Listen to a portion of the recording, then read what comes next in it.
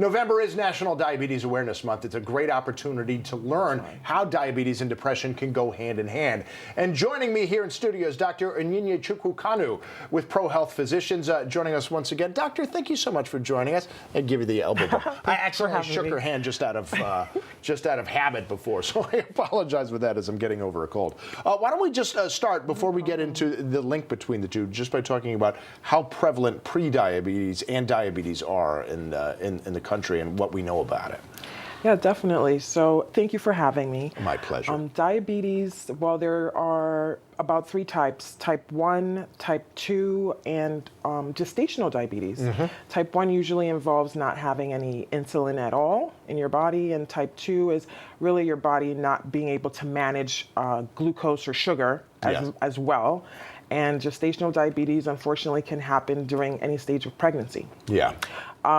Pre-diabetes can be a sign of potentially becoming diabetic in the future.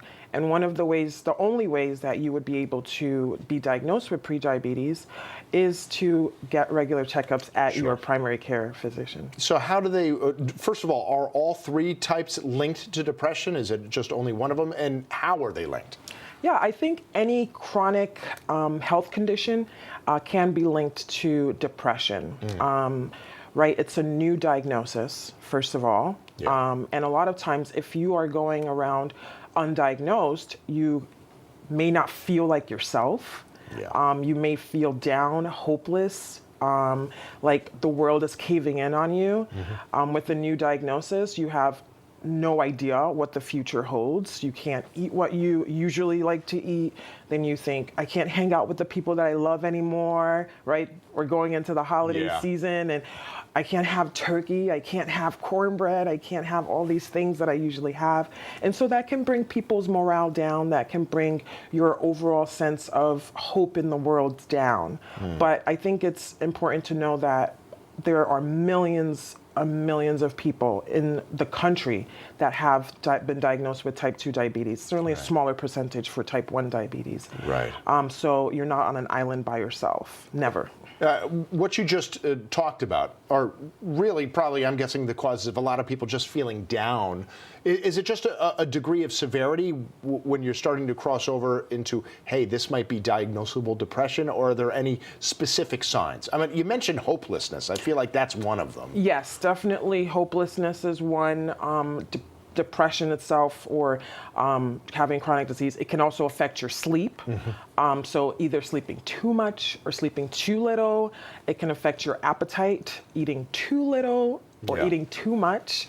And of course, it can affect your concentration, right? Some people, you may be an avid reader, and then all of a sudden you just stop doing the thing that you love to do. Right. So those are all kind of things that can be kind of diagnosable when you're talking about depression. So how about helping to prevent? What can people who are diabetic, especially type 2 diabetics, going into a season that's known for eating, and unfortunately overeating, I mean, that's what it is. That's probably not a great thing. What can they do to try to manage this time of year? Yes. So I think that it's really important when you have this chronic disease already that's diagnosed, to kind of do your own research. We have the internet at our fingertips. Yeah. So many alternatives in terms of recipes that you can bring to the table. If you have multiple family members that have the diagnosis, kind of communing among yourselves and saying, okay, well, how are we going to tackle this, you guys? Yeah. And still have fun. And then another thing is incorporating some kind of physical activity into the day. Maybe before going, you kind of go on a long walk so that you kind of prepare yourself before that kind of big meal that's going to come up.